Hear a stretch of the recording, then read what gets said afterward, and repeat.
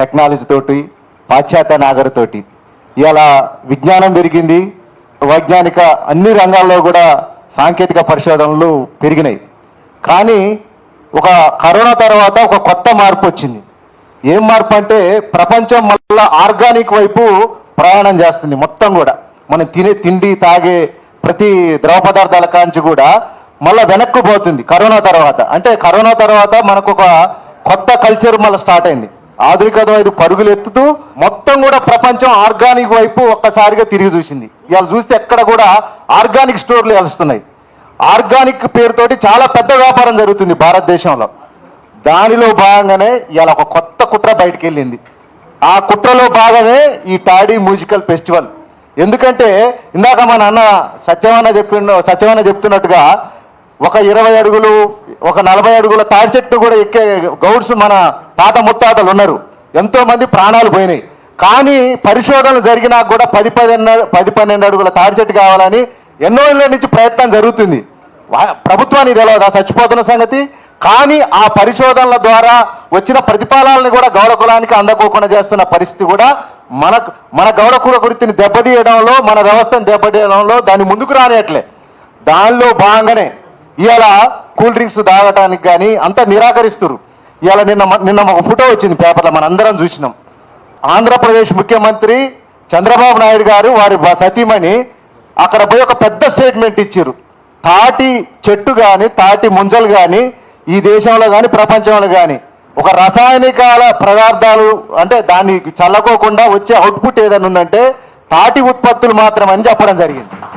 అంటే వాళ్ళందరికీ అర్థమైపోయింది తాటి వృత్తులు కానీ ఈత పదార్థాలు కానీ చాలా పవర్ఫుల్. వెనక్కుపోతుంది ప్రపంచం మళ్ళొక్కసారి. ఈ వెనక్కుపోతున్న ఈ యొక్క ప్రపంచంలో అతి పెద్ద వ్యాపారం జరగబోతుంది రేపు భవిష్యత్తులో. ఆ వ్యాపారంలో కూడా గౌడ కుల వృత్తికి సంబంధించిన ఈ చెట్లని కానీ వీళ్ళని ఉండకోకుండా ఈ కార్పొరేట్ శక్తులు ఏంటంటే ఇళ్ళ జొరబడుతున్నాయి. మళ్ళీ ఇందులో జొరబడి ఇందాక ఏదైతే మనం అనుకున్న ఈ 10-12 అడుగుల చెట్లు కూడా ఆయన ఈ రామ్దేవ్ రావు ఎక్కడెక్కడి నుంచో చెట్లను తీసుకొచ్చిండు. మనం చూసిన ఒక పార్కు పెట్టిరు, లక్షల రూపాయలు పెట్టి చెట్లను మనకు వచ్చిర్రు. ఆ పరిశోధన ఫలితాలు వాళ్ళ దగ్గర ఉన్నాయి. మనకు ఎలా అంశం ఏంటంటే 10-12 అడుగుల తాడి చెట్లు కావచ్చు, ఈత చెట్లు కావచ్చు సంబంధించిన పరిశోధన ఫలితాలు వాళ్ళ దగ్గర ఉన్నాయి. వాళ్ళు సంవత్సరంలో వాళ్ళకు చేతికి వచ్చే కలువృత్తి కూడా వాళ్ళ దగ్గర ఉంది. త్వరలో వాళ్ళన్ని కూడా ట్రాన్స్ప్లాంట్ చేసి దాని నుంచి వచ్చిన ఉత్పత్తులను బయోప్రొడక్ట్గా మార్చి చాలా పెద్ద ఎత్తున వ్యాపారం జరగబోతుంది. ఆ వ్యాపారం జరగాలంటే మన వ్యవస్థ దెబ్బతినాలి.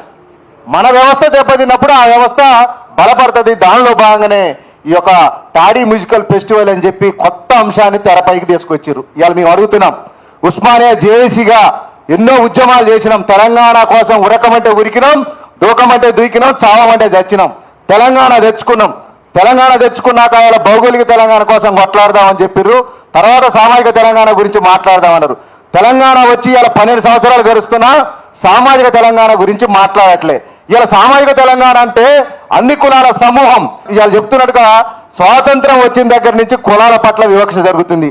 ఇలా మంచికో చెడుకో ఇలా కాంగ్రెస్ పార్టీ ఒక గొప్ప ప్రయత్నం చేసింది. జనగణనలో కులగణన పెట్టాలని చెప్పి కొట్లాడి సుప్రీంకోర్టు నుంచి కూడా వాళ్ళు ఒక జడ్జిమెంట్ను తీసుకొని రావడం ఇవాళ మనందరం కూడా సంతోషించాల్సిన విషయం, గర్వపడాల్సిన విషయం. కాబట్టి ఒకటే మేము అడుగుతున్నాం, ఈ కులగణన ద్వారా మీరేందో లెక్కలు తేలుతాయి. ఖచ్చితంగా రాజకీయ గుణపాఠం మేము త్వరలో చెప్తాం. కానీ ఒకటే అడుగుతున్నాం ఈ వేదిక నుంచి, ఇలా రామ్దేవ్ రావుకు మాకేం సంబంధం అండి? ఒకటి మేము అడుగుతున్నాం, ఏమన్నా మాకు కంచం పొత్తా మంచం పొత్తా? మీతో మాకు అసలు ఏం పొత్తు? కంచం పొత్తుందా మంచం పొత్తుందా? మా కులంలో నువ్వు జొరబడి ఇవాళ నువ్వు మ్యూజిక్ ఫెస్టివల్ అయినా అని చేసి ఈ వ్యాపారంలో జొరబడాలి, మా వ్యవస్థను దెబ్బతీయాలనుకుంటే ఖబర్దార్ బిడ్డ. ఇలా మా సత్యమన్న చెప్పిండు, గతంలో పరిస్థితి వేరు. ఇలా రాజకీయంలో యువకులం ఉన్నాం. ఇవాళ తెలంగాణ ఉద్యమంలో పోరాడి ఒక్కొక్కల పైన మా రామారావు అన్న లాంటి ఆయన మా పైన 100 కేసులు ఉన్నాయి.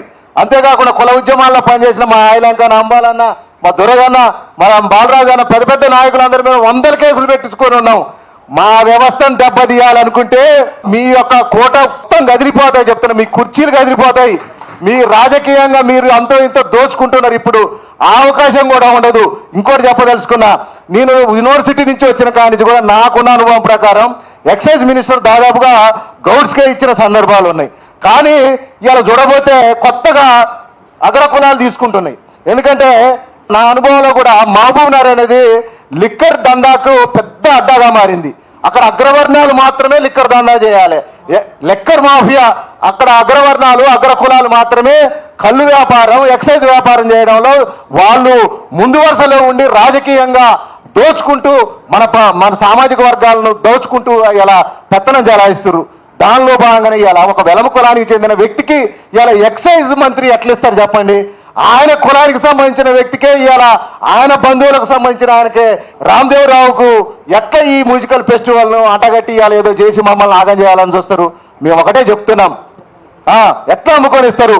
ఇలా మేము ఒకటే చెప్తున్నాం, మా కులం మేల్కోనంత వరకే. మీకు 300 సంవత్సరాల కిందనే మేమేందో తెలుసు.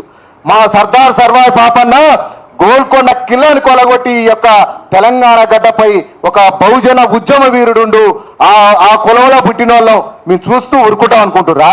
ఖబర్దార్ బిడ్డ, తరిమి కొడతాం. మా కులంలో ఏలు పెట్టి మా కుల వ్యవస్థను దెబ్బతీయాలని చూస్తే ఒక్కొక్కరిని ఉరికించి కొడతాం.